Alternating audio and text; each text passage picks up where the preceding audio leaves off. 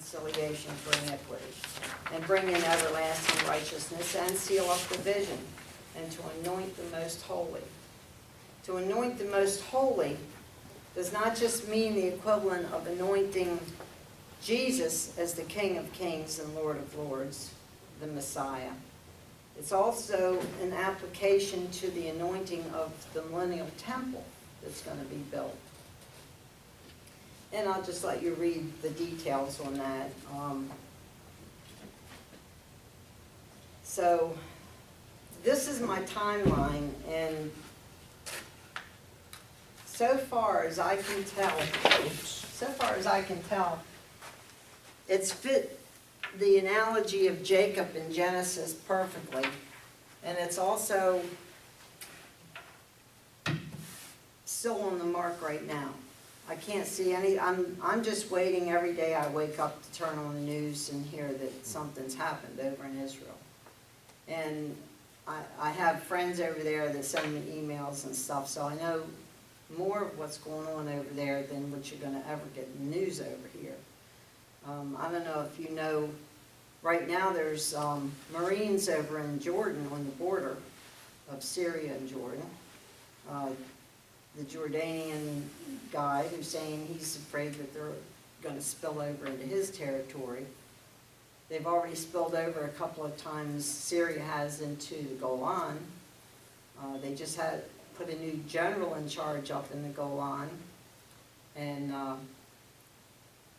things are heating up over there, although you don't hear it. Now, all you're hearing over here is the, stupid Hollywood news and who it just gets me upset, borderline, I want to pull my hair out.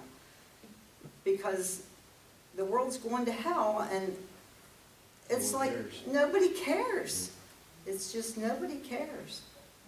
And I think in looking at this timeline, which most of it's already passed and it's fit to a T, and the things that are coming have to come at a certain time, and we're not quite up to that time yet. Oh, I left out the tetrads. The tetrads, the 4 lunar eclipses that are coming in 2014 and 2015, they've always portended war for Israel. And if these battles, which can happen any day, at least Psalm 83, now they're talking about another peace plan over there, Carrie's over there again, and it's just a repetition of everything they've been going through before. And it's just propaganda and all that. And I won't get into all of the Illuminati and Bilderberger groups and all that they're all members of. But they're all in cahoots over there. Even Netanyahu. They're all in the Skull and Bones Society. They all have the same agenda.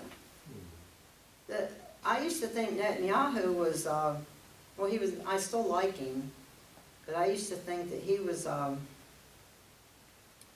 to stand for what was right. I'm never going to let Jerusalem be divided again. He's already talking about giving away Judea and Samaria, which is the West Bank. That was just about the two-state solution a few weeks back. Right.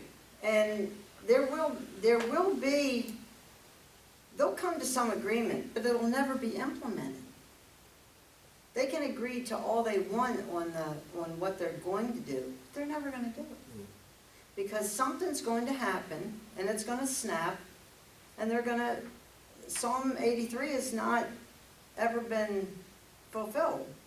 It's going to have to be fulfilled. And when it does, the people of Edom will be no more. That's it. The people of Edom are Esau's descendants. They've always been in conflict with Israel. They push and push and push, and it's just not gonna work. It's going to happen.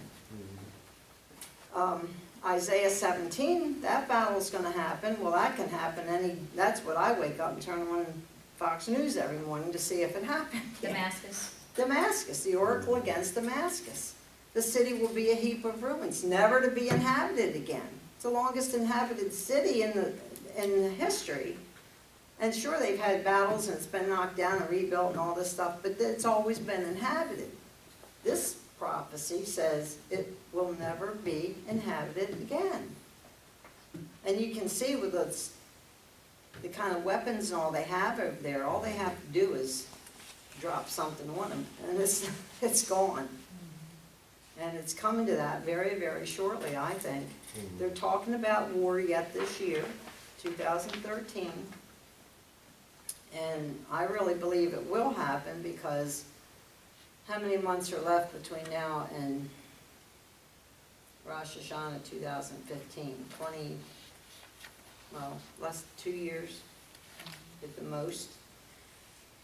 And when Psalm 83 and Isaiah 17 both take place, and they'll probably be in conjunction with one another, or short, close together, the conditions that are going to be created from those two battles is going to be the setup for the Ezekiel battle, which will kick off the tribulation.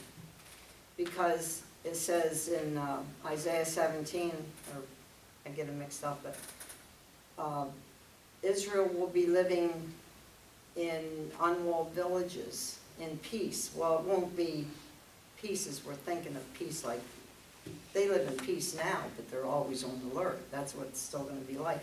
But the Hebrew word for open places just means like, or unwalled villages, it means open places. Well, they're living like that now. There's settlements over there. You can go along the main road and there's settlements. They're open places. And when they win these battles, their territory is going to be expanded, and they're going to have control over Jordan. They have to, because that's where the Jewish remnant's going to flee when the Antichrist commits the abomination. And they'll gain the resources in these places, in Syria and Jordan and Saudi Arabia, and everywhere that this battle takes place. If they win it, they're going to gain those resources in those areas. Russia and Iran are all these other little places are the proxies for those two.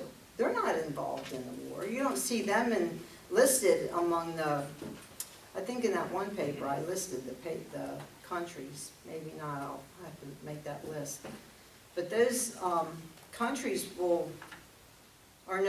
they aren't mentioned in the other wars in Ezekiel or anything. Only Russia and Iran are. They're going to come in on the hills of Jerusalem. God says, I'm going to put hooks in their jaws to draw them in. Well, what's the hooks in the jaws? To take a plunder, to take a spoil of what? Everything Israel just won in their victory.